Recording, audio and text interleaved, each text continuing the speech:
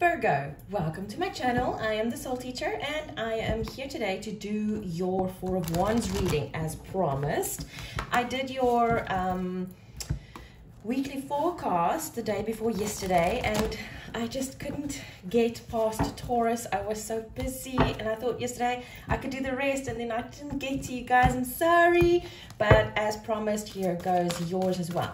So the Four of Wands is all about twin flames. It's all about soulmates. It's about a stable foundation. It's about something long-term. It's about happiness and joy and getting to the end of the finish line. And in tarot, it's called the 1111 card because of the Four Wands.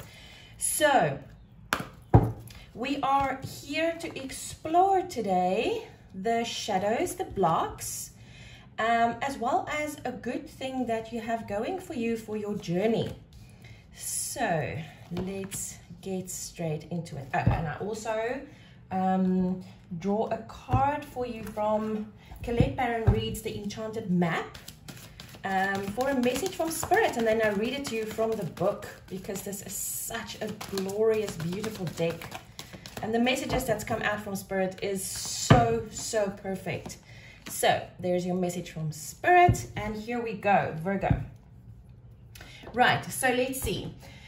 What is your shadow energy around your Four of Wands? Now remember, when I say your Four of Wands, I say that because your happiness and your Four of Wands is not necessarily the same as the person next to you. So this is all about you.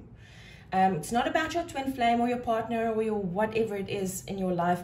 It is about you. So what is your shadow energy around your twin flames? And you feel helpless and hopeless.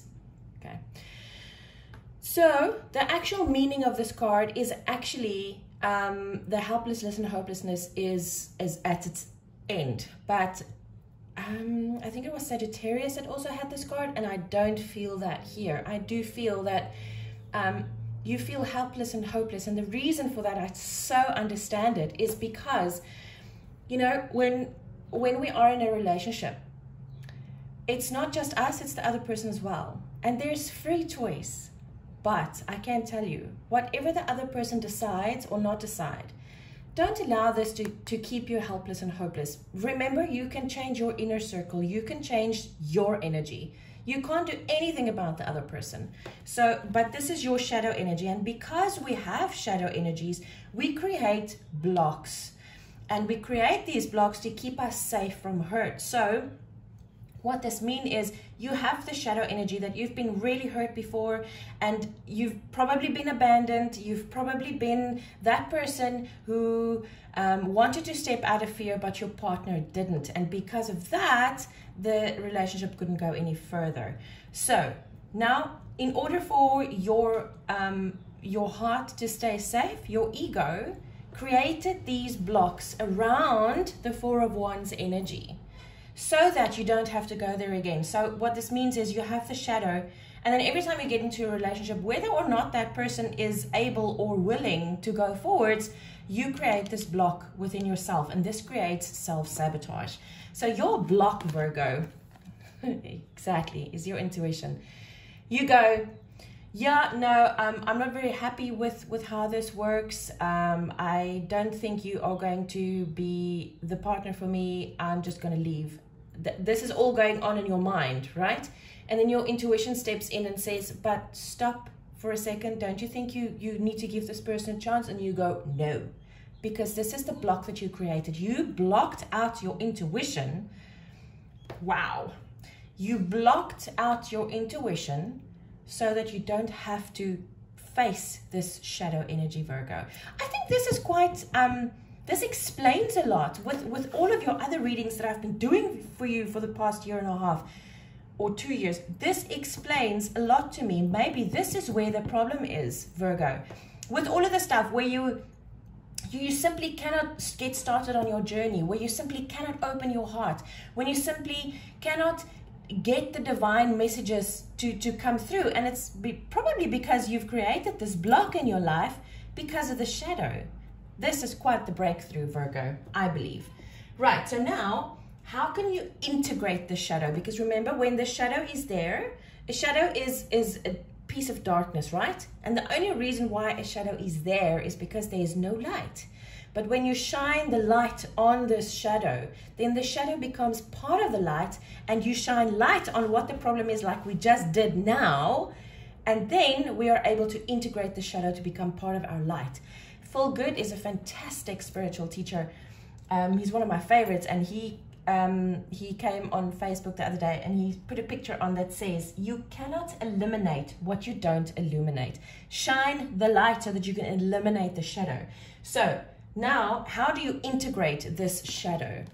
By facing your darkest fears. And this makes so much sense, because your biggest, darkest fear is the fact that you're going to be abandoned again, that you're going to fall in love with this person is going to leave again. So you need to face this fear. And remember, last week, the collective energy for last week was the moon. It was all about fear and about the unknown. And you need to face this, because once you face the fear and you're scared, but you do it anyway, the fear loses its power. Right, how do you get beyond this block? Go within and seek the voice. Seek your higher self. This is the hermit. In a traditional tarot deck, I always have to think. So this, to me, Virgo, says very, very clearly, you can only find this voice of intuition within, which is exactly where it is. It's nowhere else. It's just within yourself. But you have to face your fear, to sit down and go within and find it. It's worth it, Virgo, I promise. It's very difficult. I've had to do this too. It's really difficult, because your inner voice will never, ever tell you a lie. It won't even walk past the truth a bit skewly. You will be faced with the truth. You will see things about yourself that you won't like. But once you start working with those and you really dig into your shadow work, this all is just, the block will simply disappear. Right, now, my favorite position in this channeling is one good thing you have going for you towards your Four of Wands journey. There we go. You want to know the truth. This is the first step, Virgo, and this is such a great energy to be in. You seeking the truth. You want to know what is going on. You want to change this stagnation inside of yourself. You want to get out of it, and that is awesome. Right, now your message from Spirit. Wow, storm fields, and I'm going to get it in the book quickly, and I'm going to read it to you. Here we go. This too shall pass. An uncomfortable chaos is surrounding you. Hello? Hell yes. Things that you've left unattended may be the cause of some conflict.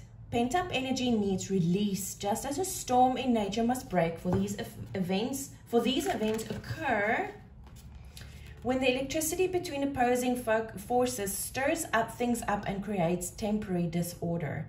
You want to know the truth, but this is a block that you need to face. So this is like it's clashing, and this is exactly what this is about. Oh, Spirit is just awesome.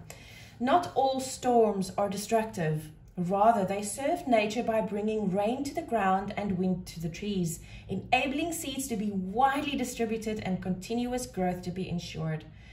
Just remember that whatever is being stirred up inside you or between you and another will benefit you later. The sun will shine again and new growth will be observed. Don't be afraid to shake things up a little. Wow, Virgo, I think this is one of your most significant readings I've ever done, because to me, this is the culmination of all the things that we've been talking about for almost 2 years now. And I really, really do feel that this is your answer. Virgo, this was such a fantastic reading. I really, really hope this helped. And I'll see you again soon. Take care.